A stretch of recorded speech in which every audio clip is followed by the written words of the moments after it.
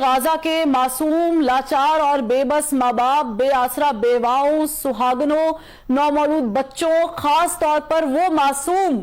جن کے پیدائش کے سرٹیفکیٹ سے پہلے موت کا پروانہ جاری ہوا، اور زخموں میں چور نوجوانوں مگر بلند حوصلے اور پختہ ایمان کے مالک فلسطین کے باسیوں سے مخاطب ہوں کہ پاکستان سے ان کی بہن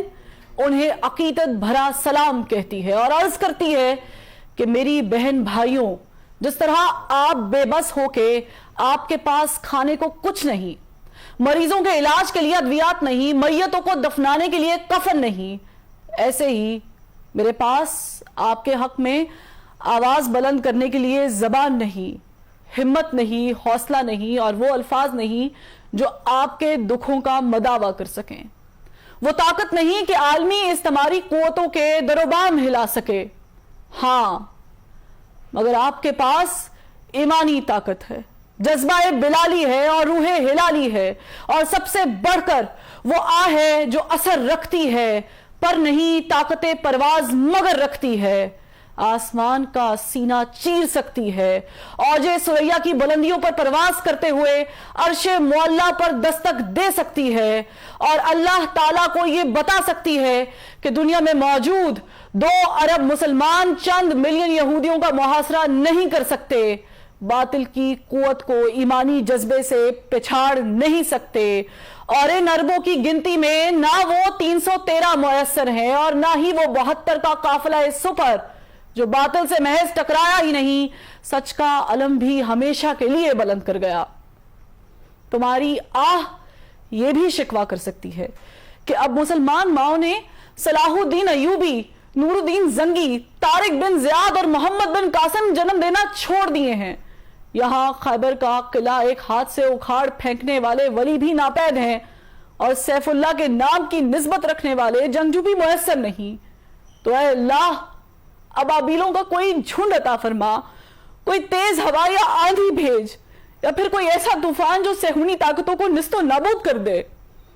تمہاری آہو بکا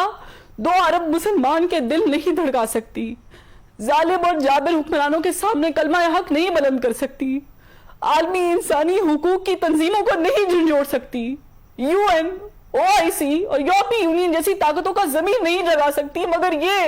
عرش معلیٰ کو ہلا سکتی ہے، اللہ کے جلال اور غیظ و غضب کو جلا بخش سکتی ہے، اور جبار و قہار کو اپنی جانب متوجہ کر سکتی ہے، آسمان سے آگ برسوا سکتی ہے، پتھروں کی بارش بھی کروا سکتی ہے، اور برف کے گولے بھی گروا سکتی ہے۔ فلسطین کے بے بس و مجبور و محقور باسیوں، تمہاری داد رسی کو دنیا سے نہیں کوئی آنے والا،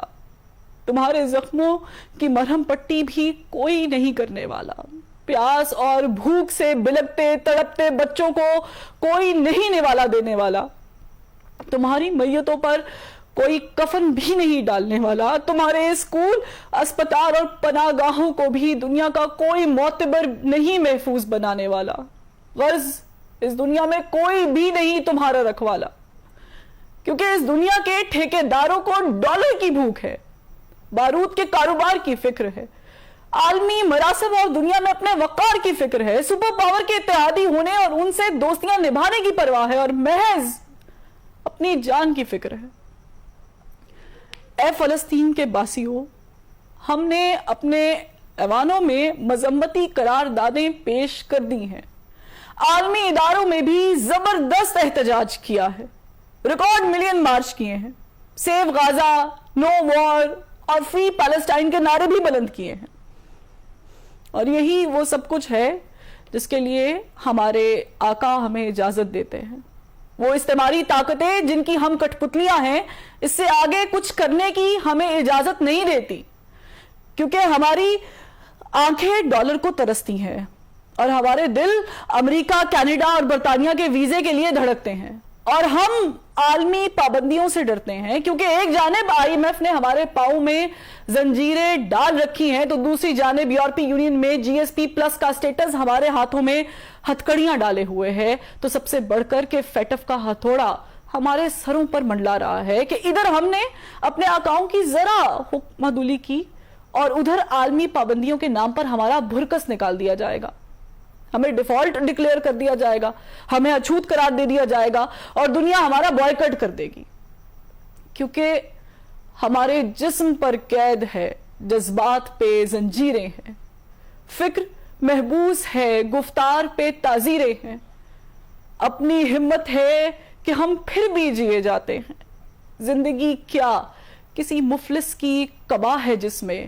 ہر گھڑی درد کے پیوند لگے جاتے ہیں. اے فلسطین کے باسیوں, آج ہماری حالت افریقہ میں معصوم بچے کے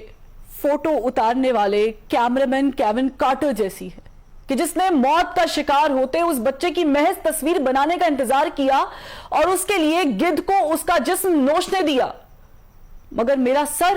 شرم سے جھکا جاتا ہے کہ اس فوٹوگرافر نے غیرت کھا کر بعد ازاں خودکشی کر لی تھی, مگر ہم میں اتنی بھی ہمت نہیں. ہم دیکھ رہے ہیں کہ بڑی بڑی ٹانگوں اور چونچ والے گدھ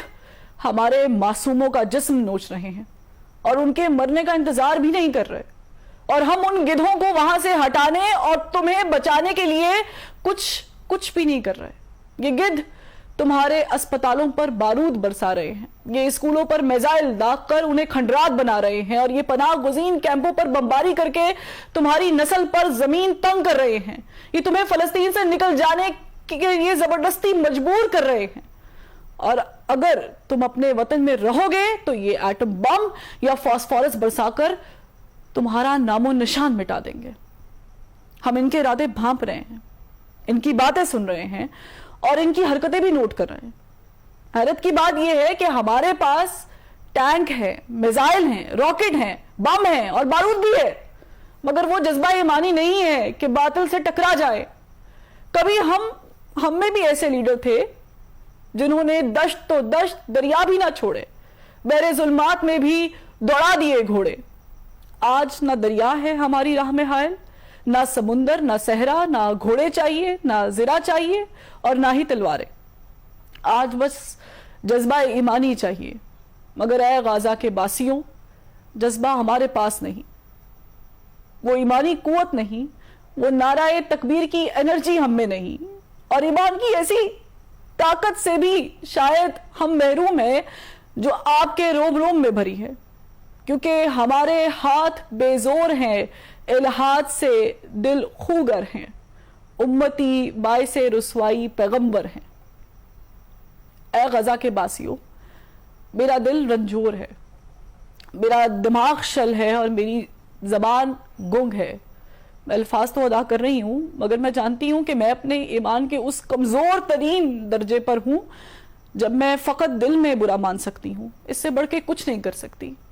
میں آپ سے ہزاروں میل دور بیٹھی فقط اشک بہا سکتی ہوں, اللہ کے حضور گڑگڑا سکتی ہوں, سجدوں میں آنسو بہا سکتی ہوں, رب کی بارگاہ میں التجا کر سکتی ہوں. اس سے بڑھ کر میرے پاؤں میں بیڑیاں ہیں, میرے خیالات پر پابندیاں ہیں اور میری سوچوں پر پہرے ہیں.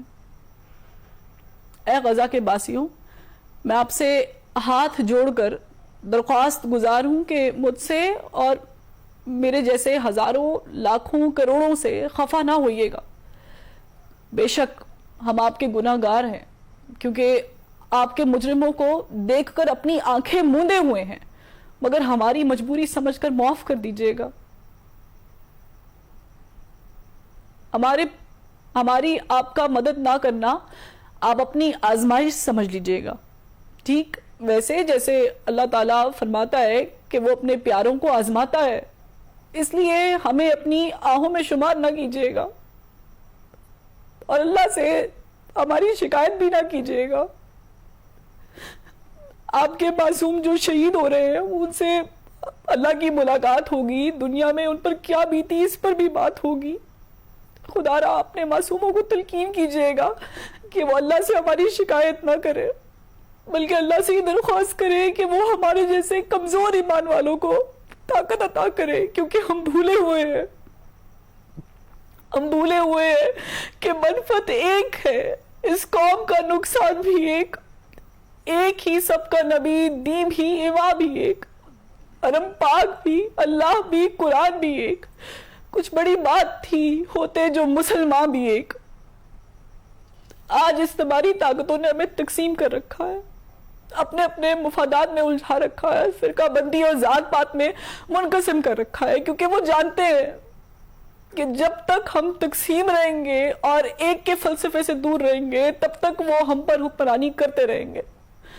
ہمارا خون بہاتے رہیں گے اور ہمیں جینے کی بھیک مانگنے پر مجبور کرتے رہیں گے۔ مگر اے غزہ کے باسیوں، میری آپ سے التجا ہے، میری آپ سے التجا ہے کہ چند روز، اے میری جان، فقط چند ہی روز ظلم کی چھاؤں میں دم لینے پہ مجبور ہیں ہم، اور کچھ دیر ستم سہ لیں، تڑپ لیں، رو لیں، اپنے اجداد کی میراث سے معذور ہیں ہم، لیکن اب ظلم کی میعاد کے دن تھوڑے ہیں، ایک ذرا صبر کے فریاد کے دن تھوڑے ہیں، ایک ذرا صبر کے فریاد کے دن تھوڑے ہیں۔